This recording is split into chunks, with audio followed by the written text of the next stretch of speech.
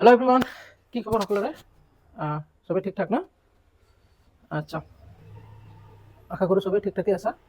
আৰু ইউটিউবত বহুত দিন পিছত একচুৱেলি এপত ক্লাছবিলাক চলি আছে। আমাৰ যিটো ক্লাছ 12-ৰ টপাৰ্ছ 2027 বুলি যিটো বেটছ আছে সেইটো চলি আছে, আৰু তাতে আমাৰ অলমষ্ট 70% মান ছেকেণ্ড ইয়াৰ ফিজিক্সৰ কোৰ্চ তাতে ফিনিছ আমি কৰিছোঁ। এটা চেপ্টাৰ তাতেও বাকী আছে, তাৰে ভিতৰত এইটো। তো মই ভাবিছোঁ এইটো আগতে ষ্টাৰ্ট কৰোঁ, এপতো যিহেতু লেকচাৰখিনি আপলোড হ'ব। আৰু ফ্ৰেছ চেপ্টাৰ, ফ্ৰেছ এটা ছেটআপ দেখা পাইছা তোমালোকে। তো আৰম্ভ কৰোঁ নে কি কোৱা? আচ্ছা, পোনপ্ৰথমে যদি তোমালোকে ফিজিক্স লৈ বহুত টেনশ্যন কৰি আছা, তেতিয়াহ'লে ফাৰ্ষ্ট তোমালোকৰ কাম হৈছে প্লে ষ্ট'ৰৰ পৰা এপটো ডাউনলোড কৰা আৰু তাতে নিজৰ নম্বৰ দি ৰেজিষ্ট্ৰেশ্যনটো কৰা, লগতে যিটো বেটছ আছে বাই কৰা। এতিয়া চাগে তোমাৰ 50% অফ চলি আছে। কব তক চলেগা ये नहीं पता, মোটাতে চলি আছে এতিয়া। আচ্ছা, তো আমি ষ্টাৰ্ট কৰোঁ ৰে অপটিক্স, সৰি ৱেভ অপটিক্স। ৰে অপটিক্স অলৰেডি আমাৰ শেষ হৈ গৈছে। আধাখিনি লেকচাৰ্ছ ইউটিউবত আপলোড আছে, গোটেইখিনি লেকচাৰ্ছ প্লে ষ্ট'ৰত এপত আছে। আচ্ছা, তো আজি যিটো আমি চেপ্টাৰৰ কথা পাতিম সেইটো হৈছে ৱেভ অপটিক্স। আচ্ছা, অপটিক্স মানে আমি নৰ্মেলি অপটিক্স মানে আমি কি বুজি পাওঁ? অপটিক্স মানে আমি যেটো জানো, প্ৰথম ৰে অপটিক্সত আমি কৰিছোঁ optics where we study about light. আচ্ছা, কেনেকুৱা দেখা গৈছে মই একবাৰ চাই লওঁ, যেহেতু ফাৰ্ষ্ট ডিজিটেল বৰ্ডত। ৱাও, ধুনীয়া আখৰ মোৰ। আচ্ছা, তো অপটিক্স মানে কি? Optics is a branch of physics where we study about লাইটৰ বিষয়ে যিটো ব্ৰাঞ্চ অফ ষ্টাডি কৰা হয় তাক অপটিক্স বুলি কোৱা হয়। ইয়াৰ আগৰ যিটো চেপ্টাৰ আছিলে সেইটো আছিলে ৰে অপটিক্স। এইটো আছিলে ৰে অপটিক্স, আৰু এইটো হ'ল ৱেভ অপটিক্স। আচ্ছা, ৰে অপটিক্সত আমি ভালেখিনি কথা গম পাইছোঁ।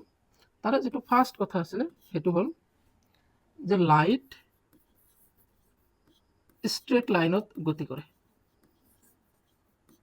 ষ্ট্ৰেট লাইনত গতি কৰে। Lights moves in a straight line. First, ইয়াৰ সহায়ত আমি ৰিফ্লেকশ্যন, তাৰপিছত ৰিফ্ৰেকশ্যন, এইবিলাক ঘটনা আমি ৰে অপটিক্সত ষ্টাডি কৰিছোঁ। তো এই ৰে অপটিক্স চলি থাকোঁতে হঠাৎ ৱেভ অপটিক্স আৰুনো কি আহিল? অপটিক্সৰ আগত ৱেভ শব্দটো কেনেকৈ আহিল? তো এইটো যদি জানিব খোজা আমি অলপ বেকত যাব লাগিব। বেছি নহয়, 16শ শতিকাত, মানে ক্লাছিকেল ফিজিক্স যেতিয়া চলি আছিলে। ক্লাছিকেল ফিজিক্স মানে যেনেকুৱা তোমালোকে জানা নহয়, ক্লাছিকেল ডান্স, পুৰণা ডান্স যিখিনি মানে কথক টাইপ, এনেকুৱা ঘুংৰু চুংৰু এইবিলাক লৈ যে ডান্স কৰে, কথক বুলি কয়, মানে ক্লাছিকেল ডান্স। ঠিক তেনেকুৱা আমি যদি এই ৱেভ কেনেকৈ আহিল জানিব খোজোঁ, তেতিয়াহ'লে আমি ফ্লেশবেকত যাব লাগিব 16শ শতিকালৈকে, যেতিয়া নিউটনৰ জামানা চলিছিল এটা সময়। তো নিউটন চাহাবৰ সেইটো সময়ত ঘূৰি যাব লাগিব। আচ্ছা, ৱেভ অপটিক্স। তো কাহিনী আমি ষ্টাৰ্ট কৰোঁ নে কি কোৱা? আচ্ছা, তো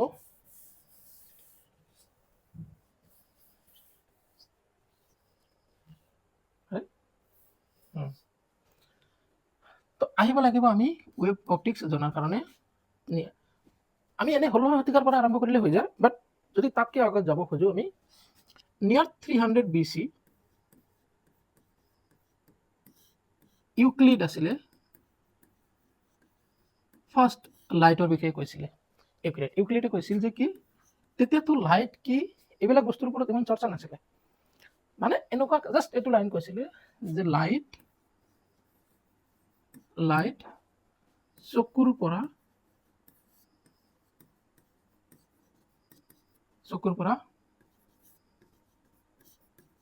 ওলাই বস্তুৰ ওপৰত পৰে, যাৰ বাবে আমি বস্তুবিলাক দেখা পাওঁ। ইউক্লিডৰ পিছত তোমাৰ এজন ইছলামিক স্কলাৰ আছিলে, তেওঁৰ নাম আছিলে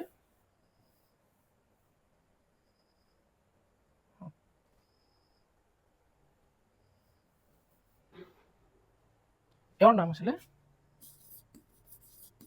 ইবনে আল হেথম। আই থিংক মোৰ নামটো হেথম, HAYTHA হেথম। তো এওঁক ক'লে যে নহয়, লাইট চকুৰ পৰা মানে ওলাই বস্তুৰ ওপৰত নপৰে। কৈছে যে লাইট, এইবিলাক পুৰণি কথা, ইমান এটা মানে ইণ্টাৰেষ্টিঙো নহয় বা নাজানিলেও কথা নাই। আমি মেইনলি জানিব লাগিব 1600ৰ পৰা, মানে নিউটনৰ জামানাৰ পৰা। তো এওঁ কি কৈছিলে যে লাইট বস্তুৰ পৰা হে চকুত সোমায়, চকুত সোমায়, আৰু যাৰ বাবে আমি বস্তু দেখা পাওঁ। আচ্ছা, তো কাহিনী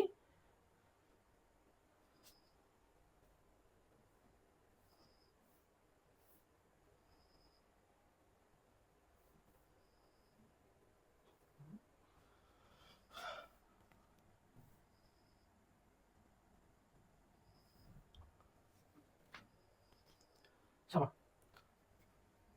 তো এইবিলাক চলি আছিল আহি গ'লো আমি 1672। আৰু এইটো যিটো এৰিয়া,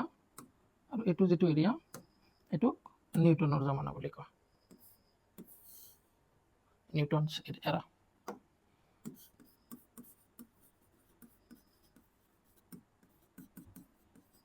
নিউটনছ এৰা। তো নিউটনে ফাৰ্ষ্ট যিটো থিয়ৰি দিছিলে লাইটৰ ওপৰত, সেইটো হ'ল এওঁ কৈছে যে লাইট কনচিষ্ট অফ পাৰ্টিকল, আৰু সেই পাৰ্টিকলটোৰ নাম দিলে এওঁ কৰ্পাস্কুলছ। লাইটটোৰ নাম দিলে কি? কৰ্পাস্কুল। তো এওঁ ক'লে যে পোহৰ কণিকাৰে গঠিত, আৰু সেই কণিকাটোৰ নাম কৰ্পাস্কুল। আচ্ছা, লাইট কনচিষ্ট অফ পাৰ্টিকল আৰু দ্য পাৰ্টিকল ইজ কল্ড কৰ্পাস্কুল। এইটো কোনে ক'লে? 1672 নিউটনে ফাৰ্ষ্ট থিয়ৰি দিলে। তো নিউটন, মই ইয়াতে লিখিছোঁ নহয় নিউটনৰ এৰা বুলি যে আমি লিখিছোঁ, নিউটনৰ এৰা, তাৰমানে নিউটন সেইটো সময়ত যি কৈছে সেই হৈছে। তাৰমানে যি কথা কৈছে, কিবা এটা ধৰি লোৱা ভুল কিবা এটা কৈ আছে, কিন্তু সেই সময়ত তথাপি কাৰো সাহস নাই এইটো কোৱাৰ যে নিউটন এইটো ভুল কৈ আছে। দুটা এটা ইনচিডেণ্ট আহিব, মই ক'ম পিছলৈ। তো এওঁ যেতিয়া এই থিয়ৰিটো দিলে মানুহে, তেতিয়াতো আৰু মানে ভগৱান টাইপ। তো নিউটনে কৈছে যদি কৈছে, ভাইনে বোলা হে তো এই হোগা। তো ইয়াৰ পিছত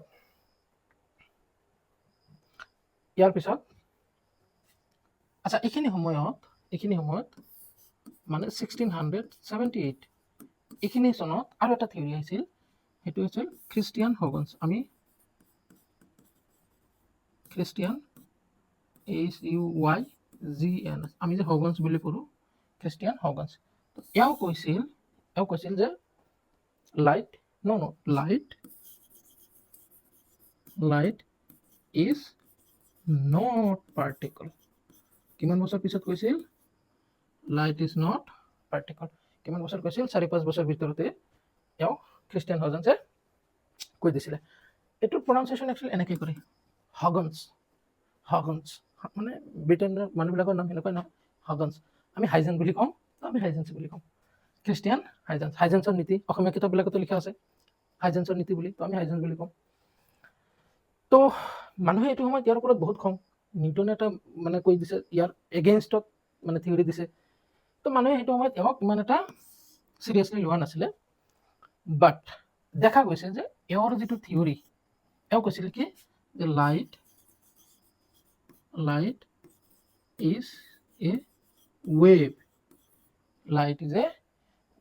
আৰু দেখা গৈছে এই কথাটোৱে আজিৰ ডেটত বেছি প্ৰমাণিত। বাট এই কথাটো তেতিয়াৰ যুগত যেতিয়া নিউটনে কৈছিলে, তেতিয়া এই কথাটো ইয়াৰ ওপৰত কোনেও গুৰুত্ব দিয়া নাছিলে। নিউটনে কৈছে প্ৰায় 100 ইয়াৰ্ছ মানুহে এইটোৱে ভাবিছিলে। 100 ইয়াৰ্ছ মানে প্ৰায় 130 বছৰমান নিউটনৰ যিটো থিয়ৰি বা নিউটনৰ যিটো ল, সেইটোৱে চলিছিলে। আৰু একবাৰ মই চাই লওঁ বস্তুখিনি। আচ্ছা, 100 বছৰ। আচ্ছা, এতিয়া ক'বা যে ছাৰ 100 বছৰ কেনেকৈ? এইটো 5-6 বছৰ আগতে দিয়া থিয়ৰি একেলগে আহিছিলে, বাট এইটো তেতিয়া মানুহে বিলিভ নকৰিলে নহয়, এইটো মানুহে তেতিয়া লোৱাই নাছিলে, একচেপ্ট কৰাই নাছিলে। কাহিনীটো ক'ত হ'ল? কাহিনীটো ষ্টাৰ্ট হ'ল 1800, কাহিনী ষ্টাৰ্ট হ'ল 1801ত,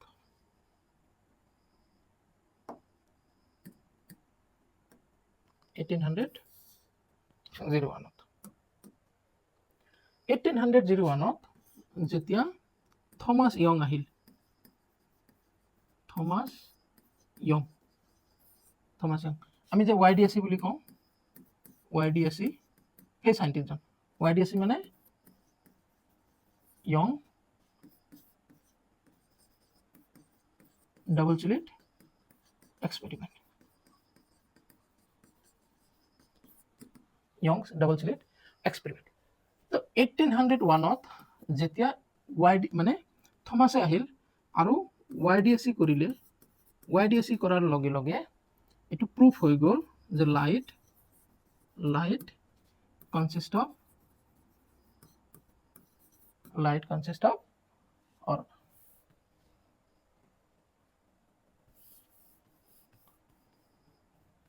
light is a wave.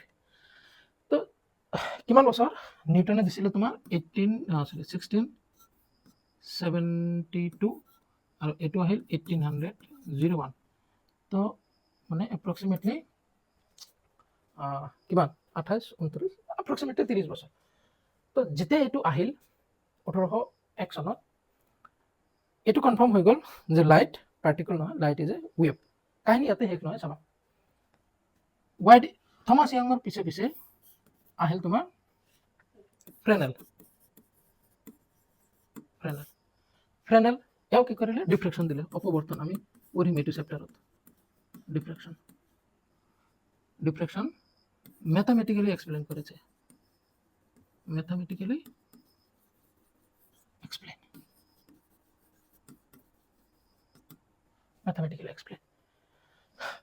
এও আহিল, থমাস ইয়ং আহিল। তো যেতিয়া এওঁলোকৰ নিচিনা চাইণ্টিষ্টবিলাক যেতিয়া এটাৰ পিছত এটা অহা আৰম্ভ কৰিলে, আচ্ছা সেইখিনি সময়ত যেতিয়া কি কয় হাইজেন্সে যেতিয়া প্ৰিন্সিপল দিছিলে, তাৰ 2-4 বছৰ আগত স্নেলৰ ফৰ্মুলা দিছিলে, স্নেলছ ল।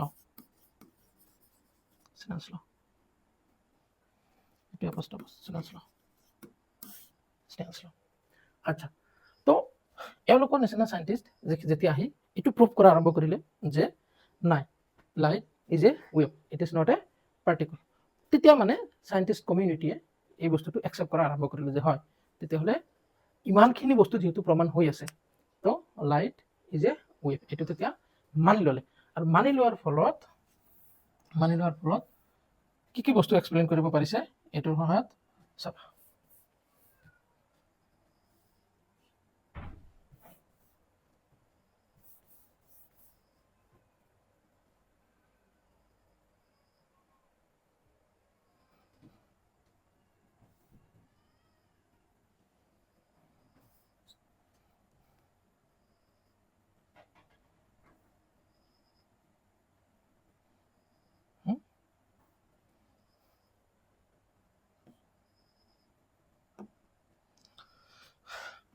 আচ্ছা, ৰে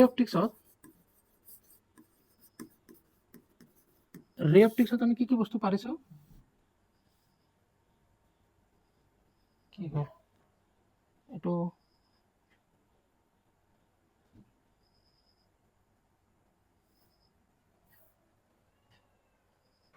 এটা তললৈ কিয় নাহে?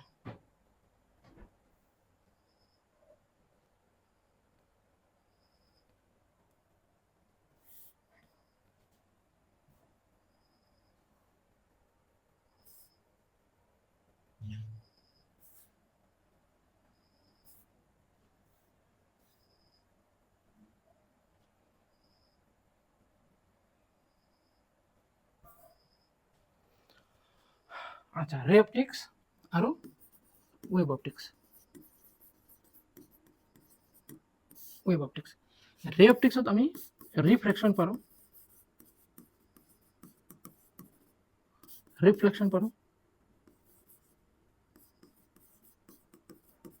এইবিলাক আমি পাৰিছোঁ। ৱেভ অপটিক্সত ৰিফ্ৰেকশ্যন পাৰোঁ, ৰিফ্লেকশ্যন পাৰোঁ, ৰিফ্ৰেকশ্যন পাৰোঁ, তাৰপিছত ইণ্টাৰফেৰেঞ্চ পাৰোঁ, ইণ্টাৰফেৰেঞ্চ, তাৰপিছত আমি পোলাৰাইজেশ্যন পাৰোঁ, ডিফ্ৰেকশ্যন আমি পাৰোঁ।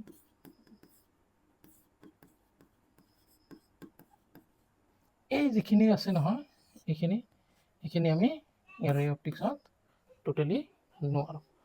তো ইমানখিনি যেতিয়া ৱেভ অপটিক্সৰ দ্বাৰা পাৰা হ'ল, তেতিয়া চাইণ্টিষ্ট কমিউনিটিয়ে সেই ঘূৰি গৈ যিটো হাইজেন্স প্ৰিন্সিপল আছিলে সেই প্ৰিন্সিপলটো একচেপ্ট কৰা আৰম্ভ কৰিলে।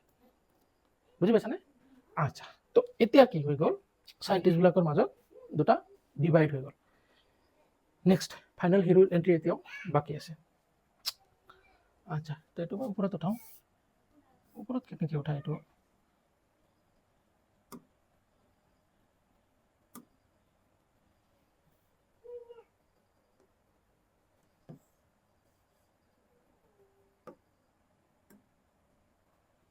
এইটো ওপৰত কেনেকৈ উঠাব?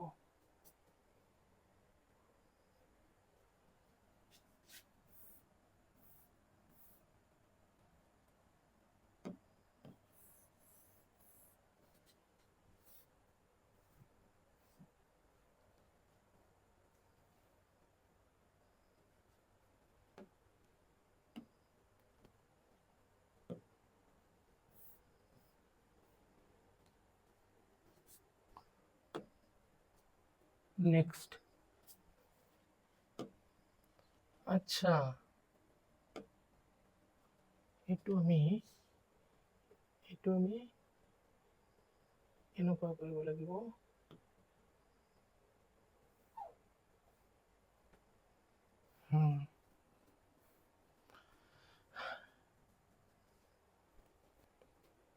ক'ত আছিলোঁ আমি? হা, তো দেখা গৈছে কি যে ৰে অপটিক্সত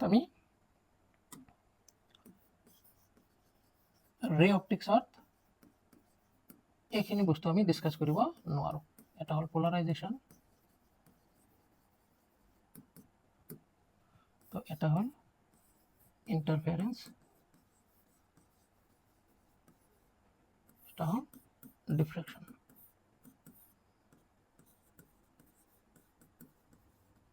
ডিফ্ৰেকশ্যন এইটো কয় অসমীয়াত কয় সমাৱৰ্তন, এইটো ক'ব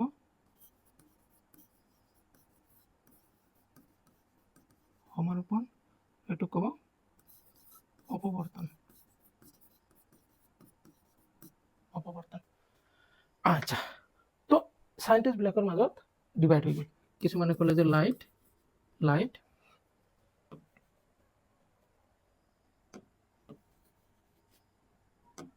কিছুমানে ক'লে লাইট পাৰ্টিকল,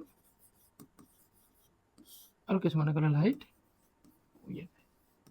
তো সেইকাৰণে যিবিলাক ফেন'মেনন বা যিবিলাক লাইটৰ পৰিঘটনা পাৰ্টিকুল নেচাৰ লৈ ডেছক্ৰাইব কৰিব পাৰোঁ, সেইখিনিৰ নাম দিছে ৰে অপটিক্স। যিবিলাক ফেন'মেনন পাৰ্টিকুল নেচাৰ লৈ এক্সপ্লেইন কৰিব নোৱাৰোঁ, ৱেভ থিয়ৰী লৈ এক্সপ্লেইন কৰিব লাগে, সেইটোৰ নাম দিছে ৱেভ অপটিক্স।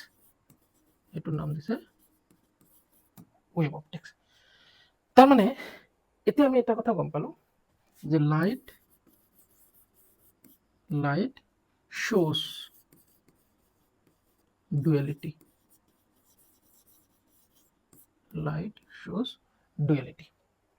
আচ্ছা, এই ডুৱেলিটিটো আইনষ্টাইনে আৰু আহি কনফাৰ্ম কৰি গ'ল। এতিয়া আমি গম পালোঁ যে সেই নিউটনৰ যিখিনি কথা তাৰ পিছত যিমান চাইণ্টিষ্ট আছে গোটেইকেইজনে ৱেভ অপটিক্সে ছাপোৰ্ট কৰি গৈছে। কিন্তু আমাৰ যিজন ফিজিক্সৰ শচীন তেণ্ডুলকাৰ, এওঁ হৈছে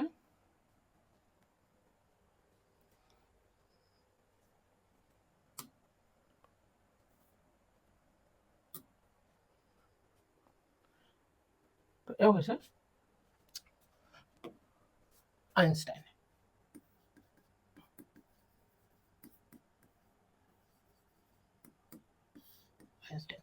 তো আইনষ্টাইনে কি কৰিছে, 1905 চনত photo electric effect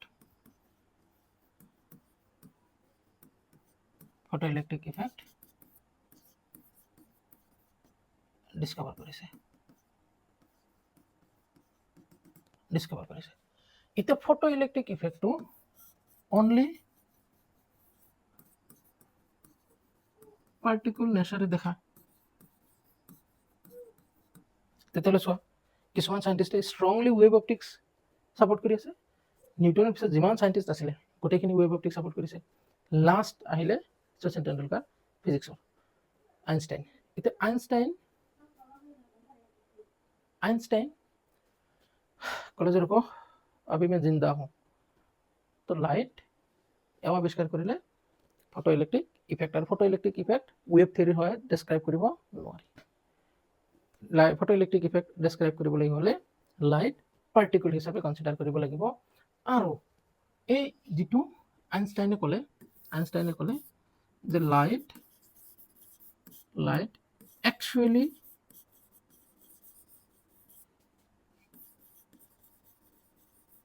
কনসিষ্ট of particle, মানে নিউটনৰ কথাটোৱে, কিন্তু নাম বেলেগ দিলে।